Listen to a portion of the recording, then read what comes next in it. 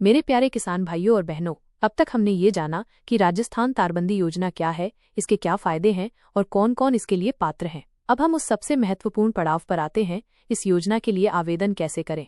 चिंता मत कीजिए, हम इस प्रक्रिया को बहुत ही सरल भाषा में और हर कदम को बारीकी से समझेंगे। चाहे आप ऑनलाइन आवेदन करना चाहें या ई मित्र केंद्र की मदद लेना चाहें, हम आपको पूरी जानकारी देंगे ताकि आपको कोई परेशानी न हो। ऑनलाइन पोर्टल पर पंजीकरण आपका पहला कदम। स्क्रीन पर राजस्थान कृषि विभाग की वेबसाइट दिखाते हुए देखिए, ये है राजस्थान सरकार के कृषि विभाग की आधिकारिक वेबसाइट। आप इसे अपने कंप्यूटर या मोबाइल पर आसानी से खोल सकते हैं। जब आप इस वेबसाइट पर आएंगे तो आपको योजनाओं का एक सेक्शन दिखाई देगा। उसमें आपको तारबंदी योजना का लिंक ढूंढना है और उस पर क्लिक करना है। पंजीकरण पेज दिखाते हुए अब आपके सामने तारबंदी योजना का पेज खुल जाएगा। यहाँ आपको ऑनलाइन आवेदन करें या नया उपयोगकर्ता पंजीकरण जैसा एक बटन दिखेगा। अगर आप पहली बार आवेदन कर रहे हैं तो आपको इस पर क्लिक करना है।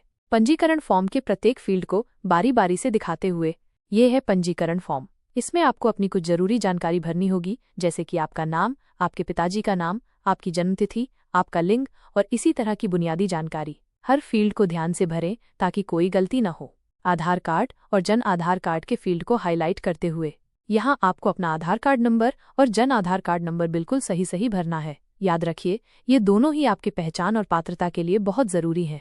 मोबाइल नंबर और ईमेल आईडी के फील्ड पर जोर देते हुए अब आता है आपका मोबाइल नंबर और ईमेल आईडी। इन्हें बहुत सावधानी से भरें क्योंकि सरकार आपको योजना से जुड़ी हर जरूरी जानकारी इसी पर भेजेगी। अगर आपका मोबाइल नंबर या ईमेल गलत होगा तो आपको महत्वपूर्ण सूचनाएं नहीं मिल पाएंगी।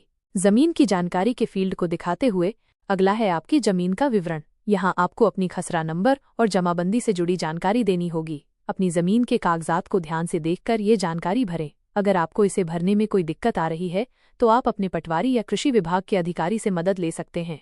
ओटीपी सत्यापन प्रक्रिया को जब आप सारी जानकारी भर देंगे तो आपके मोबाइल नंबर पर एक ओटीपी वन टाइम पासवर्ड आएगा। आपको उस ओटीपी को वेबसाइट पर दिए गए बॉक्स में डालना होगा। ये इसलिए जरूरी है ताकि ये पुष्टि हो सके कि ये नंबर आपका ही है। इसी तरह आपकी ईमेल आईडी पर भी एक सत्यापन लिंक भेजा जा सकता है, जिस पर क्लिक करके आप अपनी ईमेल आईडी को वेरीफाई कर सकते हैं। ये सुरक्षा के लिए बहुत जरूरी है। पासवर्ड बनाने के लिए निर्देश देते हुए अब आपको अपना एक मजबूत पासवर्ड बनाना होगा। इसमें अक्षरों, संख्याओं और कुछ विशेष चिन्हों का इस्तेमाल करें ताकि यह आसानी से कोई हैक न कर सके। अपना पासवर्ड बनाने के बाद उसे कहीं सुरक्षित जगह पर लिख लें ताकि आप उसे भूल न जाएं। और याद रखें, अपना पासवर्ड कभी भी किसी और को न बताएं।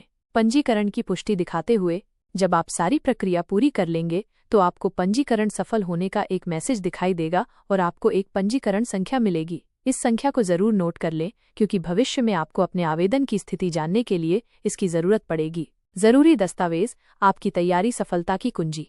प्रत्येक दस्तावेज को आवेदन के लिए आपको कुछ जरूरी दस्तावेज तैयार रखने होंगे। ये दस्तावेज आपकी पहचान और पात्रता को साबित करेंगे। आधार कार्ड, यह आपकी पहचान का सबसे महत्वपूर्ण प्रमाण है। इसकी एक साफ फोटोकॉपी या स्कैन की हुई कॉपी तैयार रखें। जन आधार कार्ड, ये आपके परिवार की जानकारी देता है। इसकी भी एक साफ कॉपी आपके पास होनी चाहिए। नवीनतम जमाबंदी, जमीन की नकल, ये आपकी जमीन के मालिकाना हक का सबसे ताज़ा प्रमाण है। इसे तहसीलदार या संबंधित विभाग से निकलवा लें और इसकी कॉपी तैयार रखें। सीमांत या लघु किसान प्रमाण पत्र, अगर लागू हो। अगर आप छोटे किसान हैं तो आपको यह प्रमाण पत्र देना होगा। इसे संबंधित अधिकारी से बनवा लें। दस्तावेजों को स्कैन या फोटो क्लिक करने का सही तरीका बताते हुए अब बात करते हैं इन दस्तावेजों को स्कैन या फोटो क्लिक करने की। कोशिश करें कि अच्छी रोशनी में और सीधे कोण से फोटो लें या स्कैन करें। अगर आप मोबाइल से फोटो ले रहे हैं तो कैमरे को स्थिर रखें और फोकस सही करें ताकि जानकारी धुंधली न आए। आप चाहें तो फोटो को थोड़ा सा क्रॉप करके साफ भी कर सकते हैं। फाइल फॉर्मेट और साइज की जानकारी देते हुए जब आप दस्तावेज अपलोड करेंगे तो आपको वेबसाइट पर बताए गए फाइल फॉर्मेट जैसे जेपेग या पीडीएफ में ही फाइल अपलोड करनी होगी। साथ ही हर फाइल का एक साइज लिमिट भी होती है, इसलिए अपने दस्तावेजों को सही फॉर्मेट में और निर्धारित साइज के अंदर ही रखें। अगर आपको फाइल कन्वर्ट करने या साइज कम करने में दिक्कत आ रही है तो आप ऑनलाइन टूल्स की मदद ले सकते हैं। दस्तावेज अपलोड करने की प्रक्रिया दिखाते हुए पोर्टल पर आपको दस्तावेज अपलोड करने का एक सेक्शन मिलेगा। वहां आपको संबंधित दस्तावेज को चुनने का विकल्प मिलेगा। सही फाइल को सिलेक्ट करें और अपलोड कर दें। अपलोड होने के बाद आप उसका प्रीव्यू जरूर देखें ताकि ये सुनिश्चित हो जाए कि वह सही ढंग से अपलोड हुआ है और उसमें सारी जानकारी साफ दिखाई दे रही है। ई मित्र केंद्र आसान विकल्प, ई मित्र केंद्र का अगर आपको ऑनलाइन आवेदन करने में कोई दिक्कत आ रही है तो चिंता की कोई बात नहीं, आपके पास ई मित्र केंद्र का विकल्प भी मौजूद है। यह सरकार द्वारा स्थापित एक भरोसेमंद सुविधा है जहां आप आसानी से आवेदन कर सकते हैं। ई मित्र केंद्र पर जाते समय तैयारी के बारे में बताते हुए, ई मित्र केंद्र पर जाते समय आपको अपने सभी जरूरी दस्तावेजों की मूल प्रतियां और फोटोकॉपी साथ ले जानी होंगी। आप एक बार पहले ही ई मित्र संचालक से फोन पर बात करके जान सकते हैं कि आपको क्या क्या लेकर आना है। ई मित्र संचालक के साथ संवाद के बारे में बताते हुए वहां जाकर ई मित्र संचालक को बताएं कि आप राजस्थान तारबंदी योजना के लिए आवेदन करना चाहते हैं। वे आपको फॉर्म भरने में मदद करेंगे और आपसे जरूरी जानकारी पूछेंगे। आप उन्हें सही और पूरी जानकारी दें ताकि आपका आवेदन सही ढंग से भरा जा सके। फॉर्म भरते समय आप खुद भी वहां मौजूद रहें और हर जानकारी को ध्यान से देखें। दस्तावेज स्कैनिंग और अपलोडिंग प्रक्रिया को समझाते हुए ई मित्र संचालक आपके मूल दस्तावेजों को स्कैन करके ऑनलाइन पोर्टल पर अपलोड करेंगे। आप इस प्रक्रिया को अपनी आंखों के सामने होते हुए देख सकते हैं ताकि आपको पूरी तसल्ली रहे। आवेदन शुल्क और रसीद के बारे में बताते हुए ई मित्र केंद्र पर आवेदन करने के लिए आपको सरकार द्वारा निर्धारित शुल्क का भुगतान करना होगा। भुगतान करने के बाद ई मित्र संचालक से आवेदन की रसीद जरूर लें। इस रसीद में आपका आवेदन संख्या और अन्य महत्वपूर्ण जानकारी होती है जिसे आपको संभाल कर रखना है। आवेदन करते समय ध्यान रखने योग्य बातें, गलतियों से बचें। कुछ सामान्य गलतियों के उदाहरण देते हुए किसान भाइयों, आवेदन करते समय कुछ ऐसी आम गलतियां हैं जिनसे आपको बचना चाहिए। अधूरी या गलत जानकारी भरना, नाम, पता, जमीन का खसरा नंबर आदि भरते समय जल्दबाजी न करें। हर जानकारी को ध्यान से और सही भरें। एक छोटी सी गलती भी आपके आवेदन को रद्द करवा सकती है। गलत दस्तावेज अपलोड करना, कई बार किसान गलती से कोई और दस्तावेज अपलोड कर देते हैं या फिर अस्पष्ट दस्तावेज अपलोड कर देते हैं। हमेशा सुनिश्चित करें कि आप सही दस्तावेज और साफ कॉपी ही अपलोड कर रहे हैं। समय सीमा को अनदेखा करना, हर योजना की एक अंतिम तिथि होती है, इसलिए आखिरी तारीख का इंतजार न करें और समय रहते अपना आवेदन जमा कर दें।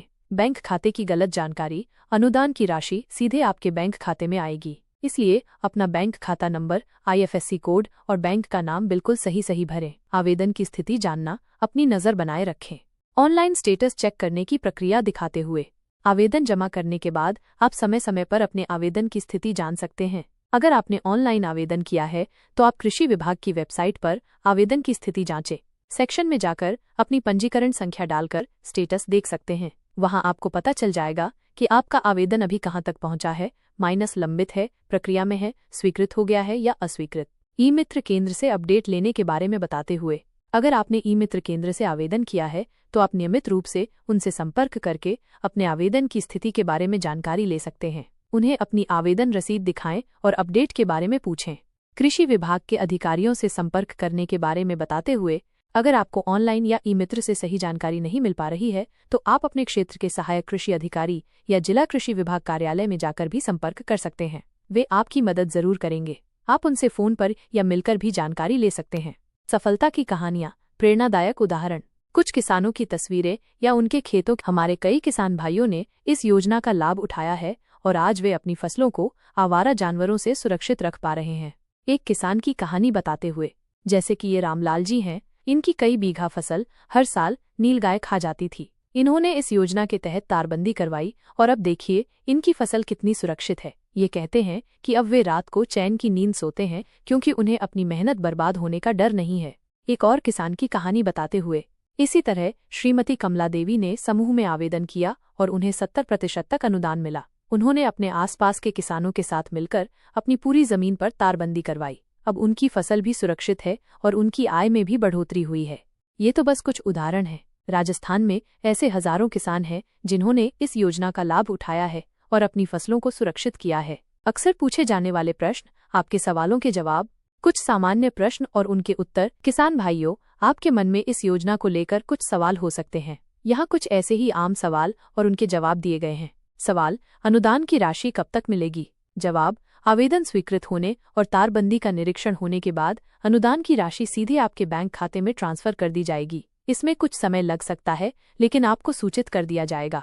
सवाल, तारबंदी की गुणवत्ता कैसी होनी चाहिए? क्या इसके लिए कोई नियम है? जवाब, सरकार द्वारा तारबंदी के लिए कुछ मानक निर्धारित किए गए हैं। आपको कांटेदार तार और मजबूत खंभों का उपयोग करना होगा ताकि वो टिकाऊ हो और जानवरों को रोक सके। आप इस बारे में कृषि विभाग के अधिकारी से विस्तृत जानकारी ले सकते हैं। सवाल, क्या समूह में आवेदन करना जरूरी है? जवाब, नहीं, समूह में आवेदन करना जरूरी नहीं है। व्यक्तिगत किसान भी इस योजना का लाभ ले सकते हैं, लेकिन समूह में आवेदन करने पर आपको अधिक अनुदान मिल सकता है। तो मेरे प्यारे किसान भाई और बहनों, ये थी राजस्थान तारबंदी योजना के लिए आवेदन करने की पूरी प्रक्रिया।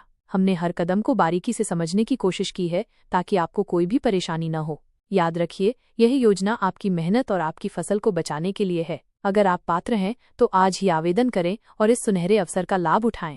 अगर आपको ये वीडियो उपयोगी लगा हो तो इसे लाइक जरूर करें और अपने किसान साथियों के साथ शेयर करें ताकि वे भी इस जानकारी से लाभ उठा सकें। अगर आपके मन में कोई सवाल है तो नीचे कमेंट बॉक्स में जरूर पूछें, हम आपकी मदद करने की पूरी कोशिश करेंगे। और हाँ, हमारे चैनल को सब्सक्राइब करना न भूलें ताकि आपको ऐसी ही महत्वपूर्ण जानकारी समय पर मिलती रहे। धन्यवाद। आपका खेत सुरक्षित रहे, आपकी फसल हरी भरी रहे।